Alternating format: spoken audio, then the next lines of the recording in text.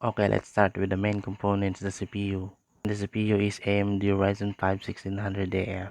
It has base clock of 3.2 GHz and max boost clock up to 3.6 GHz. And it has 6 cores and 12 threads with total L1 cache of 576 kilobytes and total L2 cache is 3 MB. And also total L3 cache is 16 MB.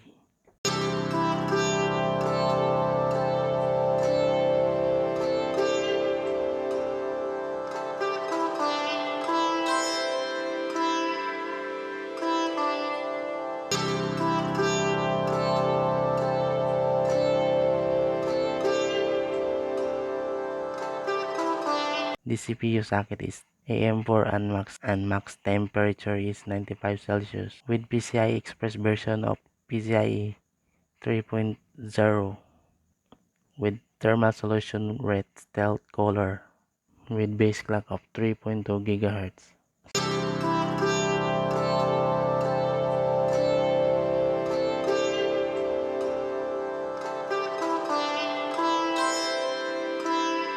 So that's it for the CPU. So for the motherboard is GIGABYTE B450 AORUS M. It is support AMD first and second generation Ryzen and Ryzen with Radeon Vega graphics card processor with dual channel non-ACC and buffered DDR4 with 4 DIMM slots, and also it has PCIe Gen 3 M.2 NVMe with thermal guard operating system support for Windows 10 64 bits, Windows 7 64 bits, to support Windows 7 64 bits. You must install an AMD Pinnacle Rage and Summit Rage CPU with high quality audio capacitor and audio noise guard, and this motherboard has HDMI DVMI-D ports for multiple displays with RGB fusion with digital LED and RGB LED headers, and it has also USB 3.1 Gen 2 with USB Type A. So that's it for the motherboard. Okay, let's proceed on the M.2. This M.2 is 3D NAND SATA SD4 capacities up to 2 TB with enhanced reliability as used for storage capacity. 1 TB equivalent to 1 TB or 1 trillion bytes. Total accessible capacity varies depending on operating environment, and also sequential read speed up to 560 MBs and sequential write speed up to 530 MBs as used for transfer rate or interface. MB means megabyte per second.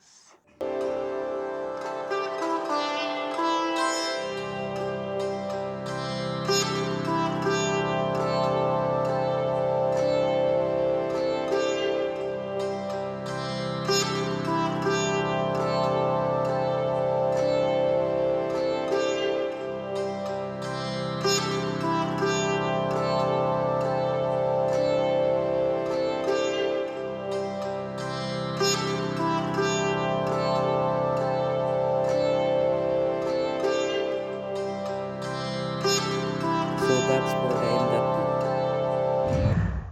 So for the RAM or the memory is Corsair Vengeance LPX 16GB DDR4 DRAM 32 MHz C16 desktop memory. It compatible with Intel 100 series, Intel 200 series, Intel 300 series, Intel X299, and also AMD.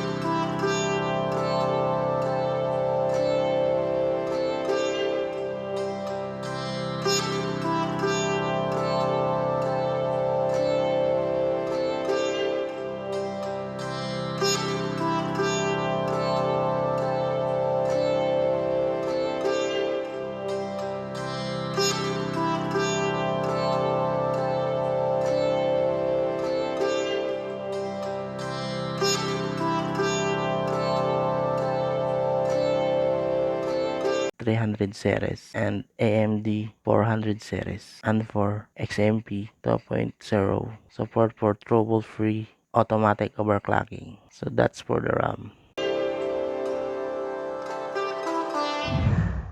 So for the hard drive or the HDD is Seagate BarraCuda 1TB internal hard drive or HDD with 3.5-inch SATA 6 gig and also 7200 RPM with 64 MB cache. This support for computer desktop PC and it can store more, compute faster, and do it confidently with the proven reliability of BarraCuda internal hard drives.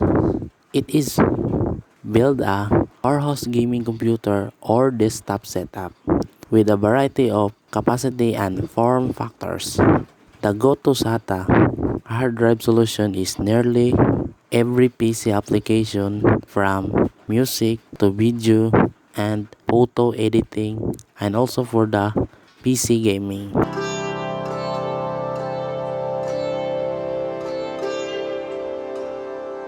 So that's it for the hard drive. And for the GPU or the graphics card is MSI Gaming GeForce GTX 1650. It has 128 bits with HDMI and DP 4 gig with GDDR5 HDCP support DirectX 12 and also it is VR ready. OC graphics card with maximum display support 3 display monitors with GeForce experience to capture and share videos, screenshots, and live streams with friends.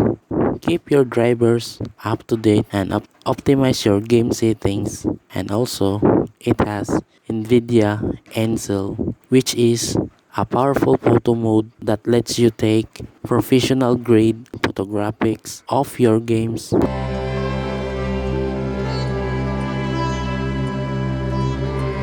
So that's it for the GPU.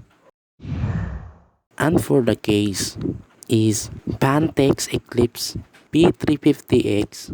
This case is compact ATX mid-tower case with tempered glass and digital RGB. And it has clean interior for PC cover and HDDs or hard drives with tempered glass window and unique interior design with integrated DRGB lighting. It has also integrated PSU cover. And this case has motherboard support like ATX, UATX, MIATX, and the ATX is up to 285mm wide. And for the front I/O has two and it has USB 3.0 with mic, headphone, and also the RGB lead switch, and the side window is tempered glass.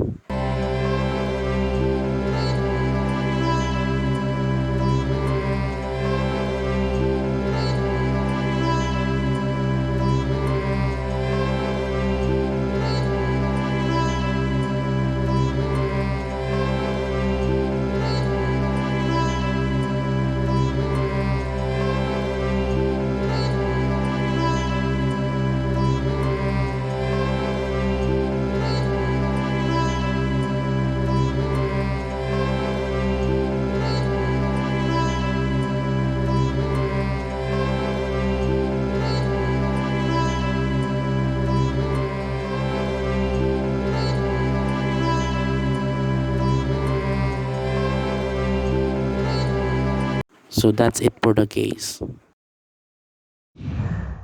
And for the important parts in your PC build is the PSU or the power supply. The PSU you will use is this EVGA 500 GD 8 plus gold certified with 90% efficiency or higher under typical loads and for heavy duty protection including OBF or over voltage protection, UBF or undervolt protection, UCP or current protection, OPP means overpower protection.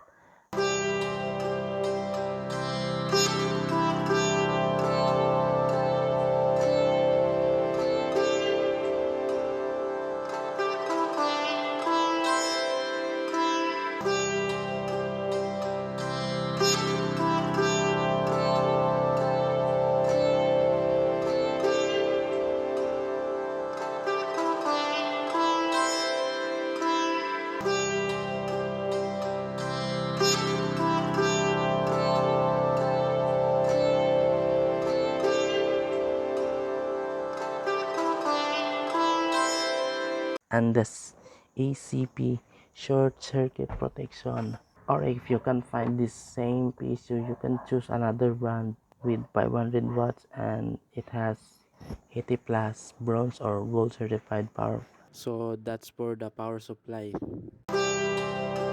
So that's it. Good luck to your PC build and see you in the next video. Thank you.